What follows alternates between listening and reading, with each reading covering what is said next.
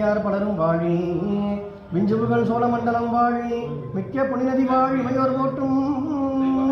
செஞ்சொல் புராணம் வாழி மூவர் தமிழ் வாழி திருப்பணி செய்வார்கள் தினமும் வாழி ஐந்திரத்துமாகும் வாழி அறமரத்தன் ஆகியாரோடும் ஐயா அறமந்த செம்பர் ஜோதி